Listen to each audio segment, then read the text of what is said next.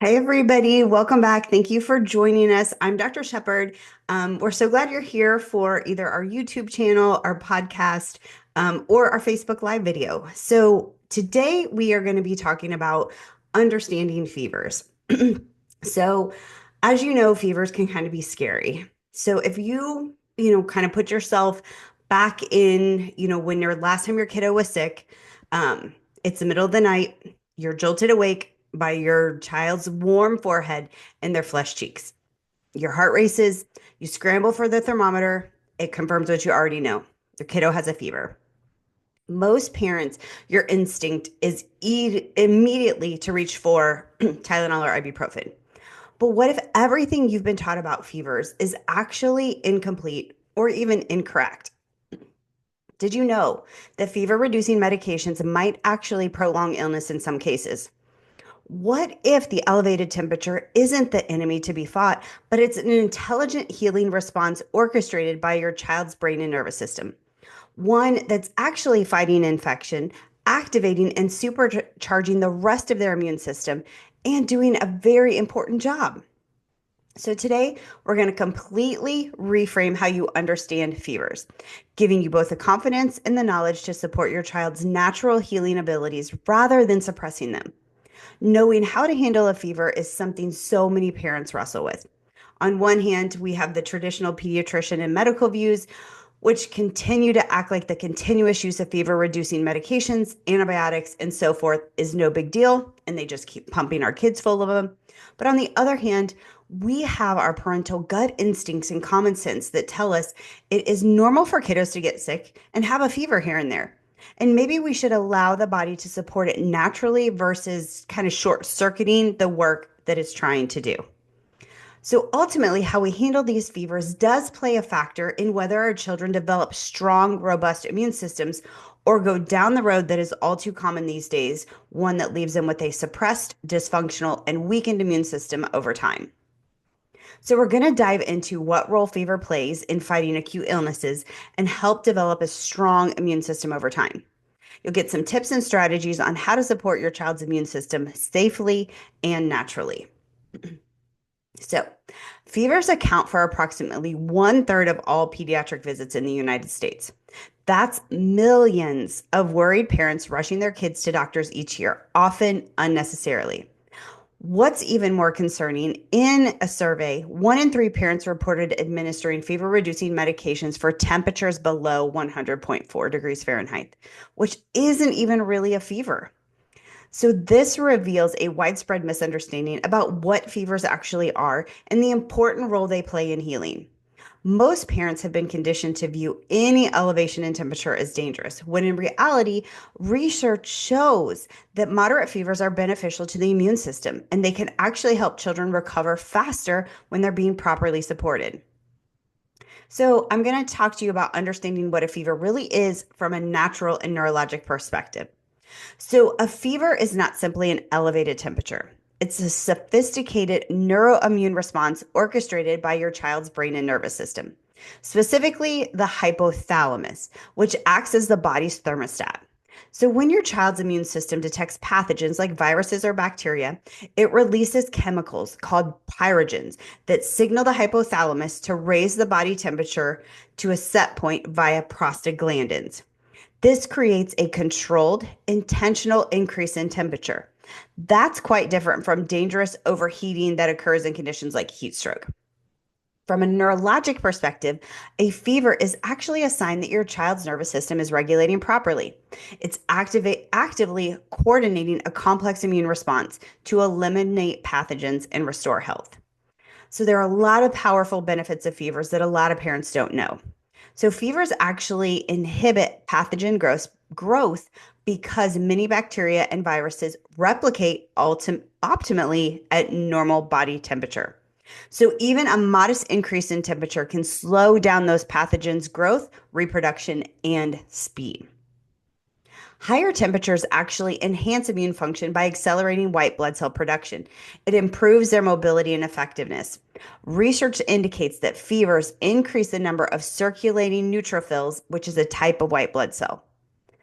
So, what factors can throw fever and immune system function off track? So, a child's fever patterns, whether they spike high fevers easily, struggle to develop fevers when fighting infections at all, have prolonged low grade fevers, or never develop a fever when they should, often indicates there is a dysfunction within their neuroimmune system. If your child's fever response is consistently excessive or suppressive, it could be a sign of underlying nervous system dysfunction and dysregulation, throwing things off track. This is often first triggered by early life factors, prenatal stress, birth trauma from interventions like forceps, vacuum, or C-sections, and frequent early antibiotics can disrupt proper neurological development and affect how a child's body mounts fever responses. So there are times when fevers do warrant medical attention. Don't mishear me on this. There are times when we need to get the medical system involved. Fevers are generally beneficial. Certain situations require professional care. Any fever in an infant under 3 months, fevers above 102.2 in children 3 to 6 months old, or persistent fevers of 102.2 for more than 2 days in children over 6 months. We need to watch for accompanying signs like lethargy, difficulty breathing, severe headaches with neck stiffness, refusal to drink leading to dehydration, or a rash that doesn't fade when pressed upon. So remember that even when medical intervention is necessary, this doesn't invalidate the premise that fevers themselves are beneficial. The goal is to approach them with an understanding while recognizing situations that truly require attention. So, how do we support your child's fever without suppressing it? First thing we're going to do is we're going to focus on hydration. We want some room temperature water, some diluted electrolyte drinks without any artificial colors. We want some herbal teas for older kids or even some homemade popsicles.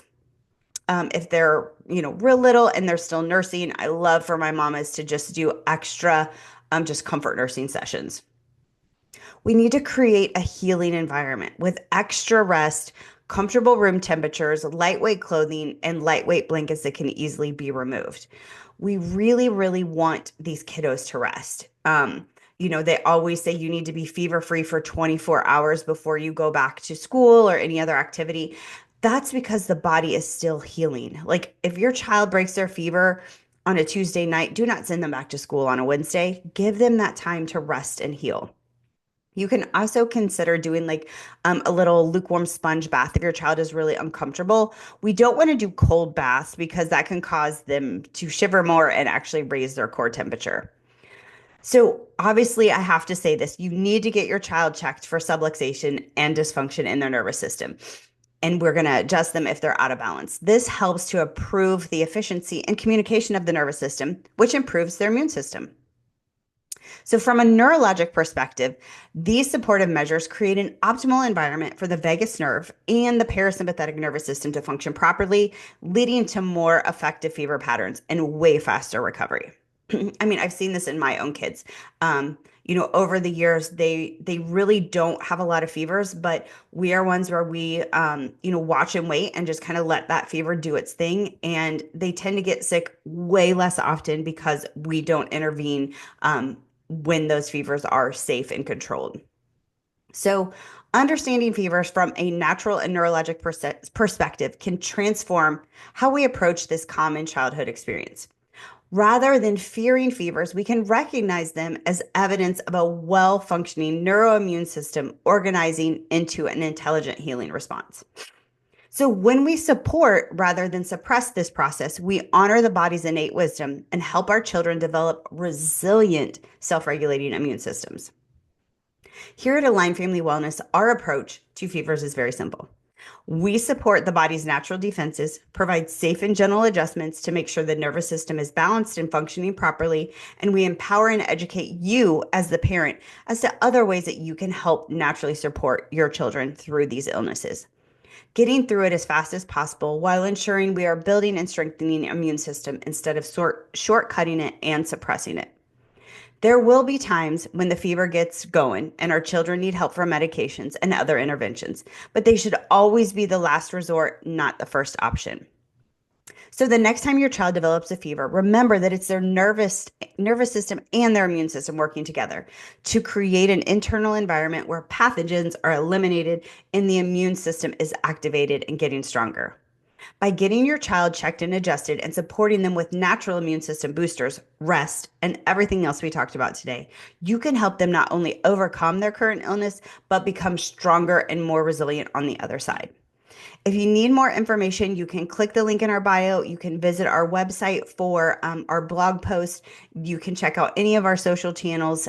We would love to help support your child's natural fever response and help you raise healthy children and help them not struggle so much and be sick way less often. So, thanks for tuning in today. We have a lot more content coming at you. So, stay tuned. We'll see you next time.